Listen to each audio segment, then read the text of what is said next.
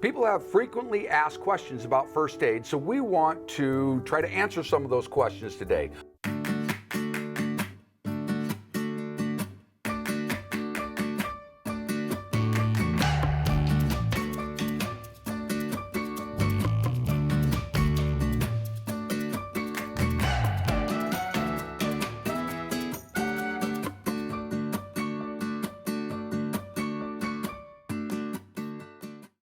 My name is Jim Reynolds, and this is Lynette Holm, and we're with Ultimate Mission. So what Ultimate Mission does is it trains medical missionaries around the world to go into their communities and to try to reach people through health. So Lynette is a nurse that's been a nurse for over 40 years. She's 50. Over 50 years. I was going to give you a benefit of the doubt there. So we're going to ask Lynette some very basic questions, but these are things that are really, really important. And so here we go, Lynette. I want to know, how do I tell if I have an infection? I mean, I get cuts and all the time, and I know that when I'm out in the field, like when I'm in India or Africa or some of these other places, I mean, it's very dirty. And so how do I know if that cut has turned into an infection? Okay, if a cut is infected, it's going to have redness, swelling, pain, and usually drainage. So those are the main things with a cut. But now, what if you have an infection? What if you ate some food that was bad for you? Oh, that's a different infection, it's yes. not just bad for you, but it would be bad for anybody. It has a bunch of bacteria in it, Right. and it did not agree with your stomach, and you may end up with nausea and vomiting, and you may get a headache, you may be feeling very tired. You can have lung infections. You can have lots of different infections that can become systemic. That means they're throughout your body. Oh, okay. And so if you have an infection like that, you're probably going to need some additional help. Oh, okay. So if I have a lung infection, if I have an infection where I drank some bad water, now, I don't always need medical help if I've drank bad water, or do you think I always need medical help? No, I think if you wait a couple days and see if you start to get better, that's fine. But if you're just vomiting continually and you're not able to keep food down, that's a good indication you need to see a doctor. Oh, okay. And if you have that Or kind water, of... or can't keep water down. If can't keep water down, okay. And at that point, I probably want what we would call an ORS drink, right? An oral rehydration drink. Yes. Yes, okay. Can you explain to us what an oral rehydration drink is? Well, it's going to have some of the electrolytes that our body needs in order to survive. The two that I'm going to mention that are the greatest are sugar, and it will also have a little bit of salt in it. And those are two things that we need. They're probably the first two things that we need when we're trying to rehydrate our body. Okay. All right. Do you, by chance, just off the top of your head, know the percentages of salt and sugar that you would put, or just salt that you would put in an oral rehydration drink? I don't know, but I'm guessing it would be like a saline solution. So probably half a teaspoon of salt to a cup of water, and a cup of water is 240 milliliters. And I would put at least a tablespoon of sugar in that as well. Okay. I mean, that's just some offhand numbers. You can look it up to really know what you should do. Okay, but we need to, if we are vomiting and diarrhea and all that kind of stuff, we need to make sure that we get hydrated, or somebody else that we may be taking care of needs to be hydrated. Right. Okay, very good. Okay. But if you're starting to run a fever and have blood or in your vomit or in your stool, there's lots of extra things that can happen to you where you would need to get medical help. Okay, all right. So, and then now we talked about an infection, like if I had a cut and that cut started turning red and sore, at what point do I go to the doctor? At what point do I need medical help for an infected wound? Okay, if it's localized and you're not having a fever and not having chills and some of the things that we talked about that can show that you have a systemic infection, you should first start by soaking it in some warm water or making a warm compress. Okay. Now, if it's your arm or your foot, you can easily have a bucket and put it in the water. If it's something that you cannot get into a bucket, say it's your hip or it's on another part of the body that can't go into a bucket, okay, so then you should make a compress and just take some warm water and you can actually have it pretty hot and wrap it in a towel and then put it on the person. But you have to make sure you're not going to burn them.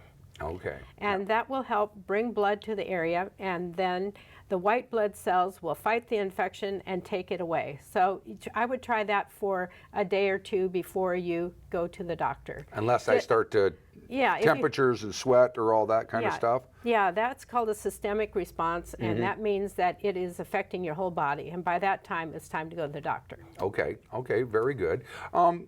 So there are different home remedies. So what do you know about the home remedies that can take care of some of these problems?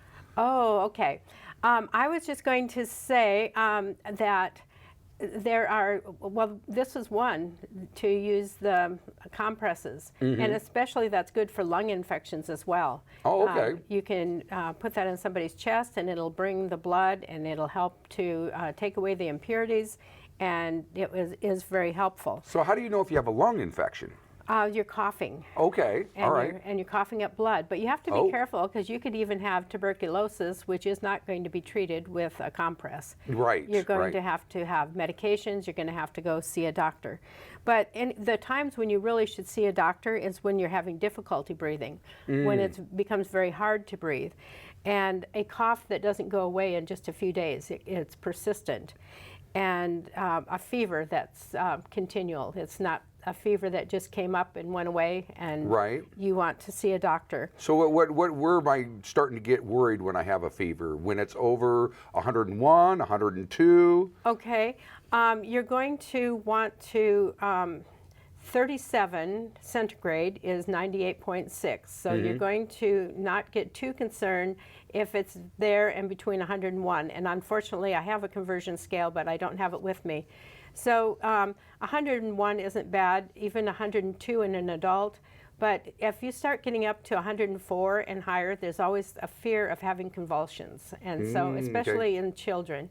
So you need to get them to a doctor. Okay. As soon as it gets over 102, you need to be calling the doctor? Yeah, I'm not going to say exactly. I'm just going to say that if the fever persists and it's not responding, because you can give medications, Tylenol or Panafol, I think it is, in Africa and some of the other countries. Okay. It is designed to lower fever, and if you are responding to that, maybe you don't need to go see the doctor right away. So it's kind of depending on if it's persistent. Okay, all right.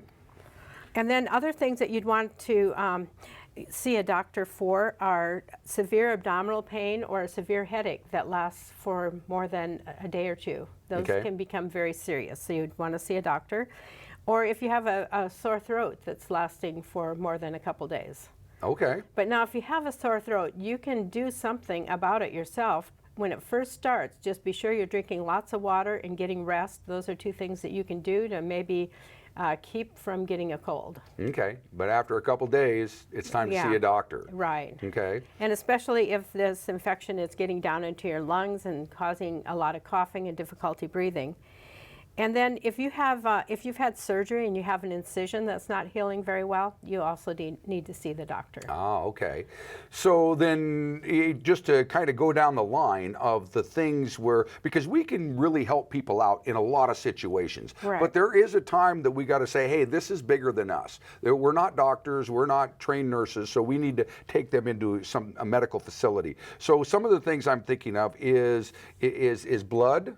If blood is coming out in your stool, you need to see the doctor. If you're having shortness of breath, you need to see the doctor. If you're having chest pains, you need to see the doctor.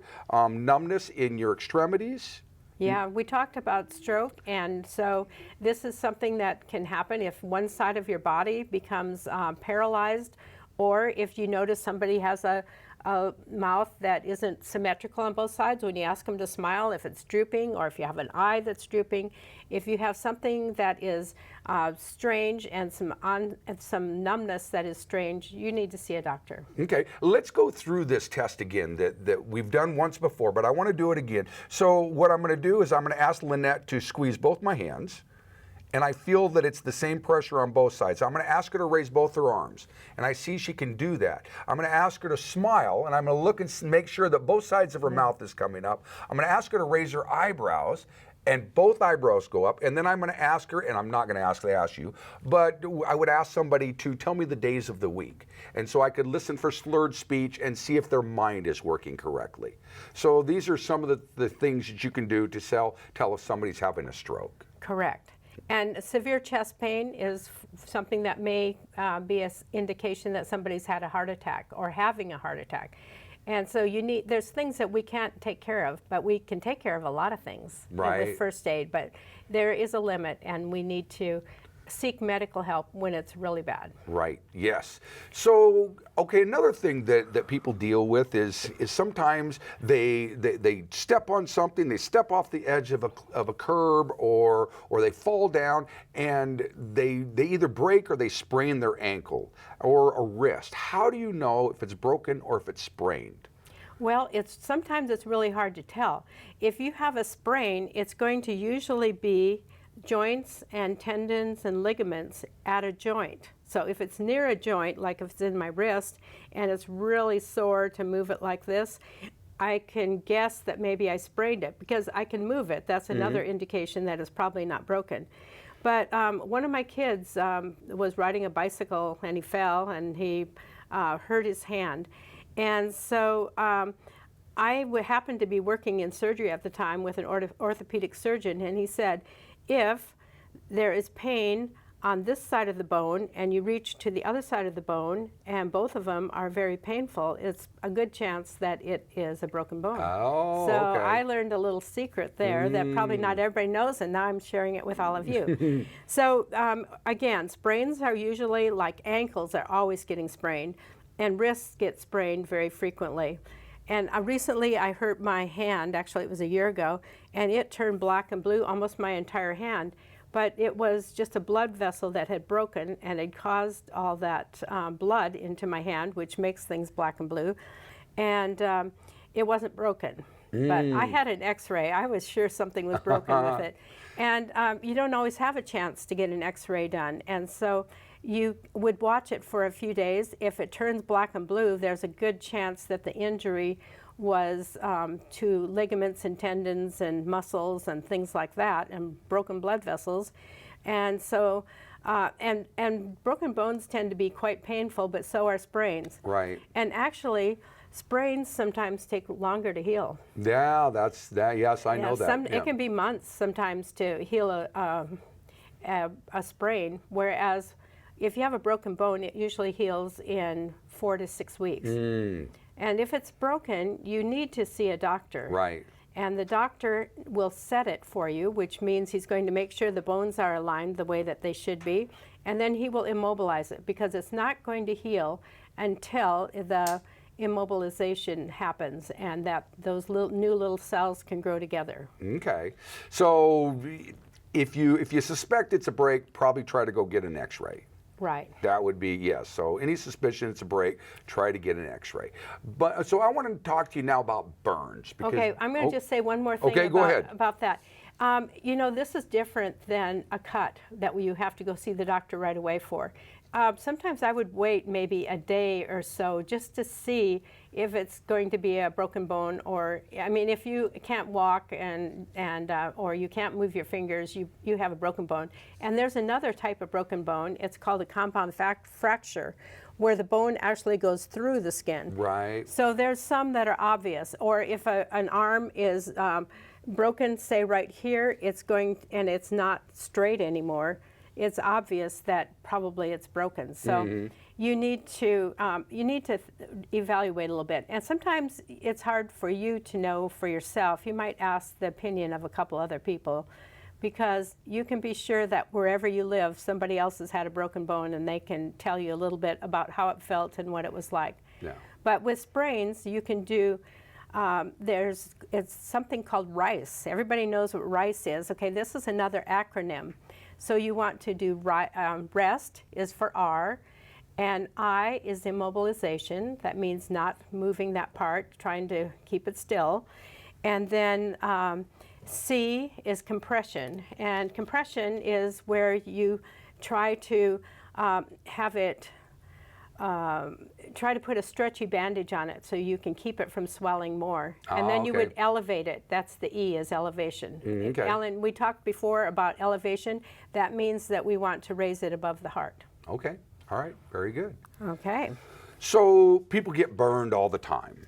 I mean, there's all kinds of different burns. And so how should you care for a first and second degree burn? A third degree burn, of course, we need to go directly to the hospital. If you have blistering skin, if you have skin peeling off, stuff like that, you need to go find a doctor when you have a third degree burn. Correct. Okay? But a first and second degree burn, we could pretty much take care of some of that, right? Yeah, so I want to kind of explain what a first degree burn is.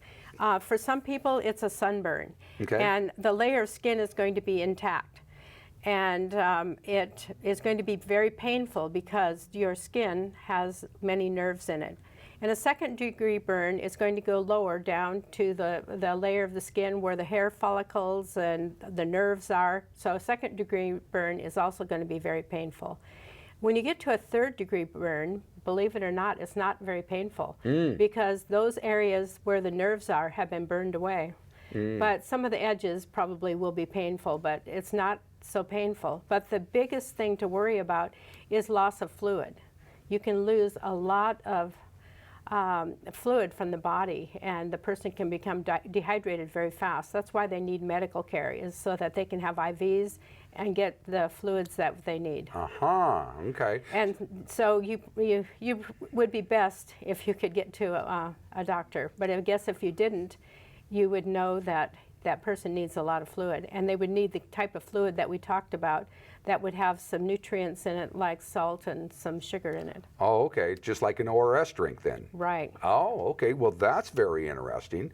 Okay. So now how did you tell a first degree burn from a second degree burn? Okay. Second degree burn is going to have some blisters on it. Okay. And if you can, leave that intact. Don't pop the blisters. Don't pop the blisters. Okay. Because what happens is it's a protection. It's like a layer of skin is over it. It's like a bandage, and it keeps it from getting infected. So if you can, leave the blister there. Okay. And then what is the best way to treat these burns? Well, if you immediately can put them into some cold water, and even if you had just a compress like this and put it in some water, you can keep it from being as painful. And you can sometimes, what's happening is the fats that are underneath the skin, you know, we all have a fatty layer underneath our skin, they are actually burning. And if you can stop that process by cooling the skin in some way and just taking some water on a compress and putting that on it, that can slow it down. That's even true with sunburns. Ah, okay, okay. Well, that's good to know. It's not stepping into a hot shower, though. I've done that with a sunburn. Oh, no, that's painful. That doesn't work out real well. Yeah. So when you have these wounds, does it matter what you eat? Does your diet make any difference when you have a burn or any of these other wounds? Yes. It's going to be really important that you have the nutrition that you need. And this, again, we've kind of talked about nutrition, but I want to say that a healthy diet would include fruits and vegetables. These have lots of vitamins and minerals that will be needed to take care of this burn. And you will also need protein, because protein helps to make new cells, so that you'll need the protein in your diet. And then you will also need the grains, because you've got your B vitamins, and we're talking about whole grains. We're talking about brown rice, and we're talking about brown wheat and brown bread, and those are things that have all the nutrients that we want for healing. Okay, so good. So we don't get a cut or a burn and just go eat a bunch of junk food. Yeah. You want to eat good and let your body repair itself. Every 35 days, your skin is going to replace itself. And so if you have some good, healthy food, you're going to make some good, healthy skin. Oh, there you go. Yeah. Okay, very good. But I wanted to tell you one more thing about the third degree burns. These are the burns that are really deep and very painful. If they're over a large portion of the body, you know, again, that person is going to need fluids. But if it's over a small area and you think you're going to treat this at home, you can take some sterile water or clean water. Again, wounds are never sterile, so we're going to say some clean water. Put it on a cloth, and if you put that on the burned person, it's going to feel better. It's going to make them more comfortable. Okay, so even if you are taking somebody to the hospital and you've got a 2-hour drive to the hospital, you can wrap them with some clean cloth that has some... with some fluid, because that way not as much fluid will be lost. Okay, very good, very good. All right, well, thank you very much, Lynette, and thank you for watching. I hope that some of your questions have been answered. If you have any more questions about any other health topics, we have made a lot of different videos, so go click on the subscribe button below, click on the bell right beside it. You can know when when our next video is up, and hopefully we will see you again. So thank you very much for watching. God bless. Have a great day. We would love for you to be a part of our Ultimate Mission family.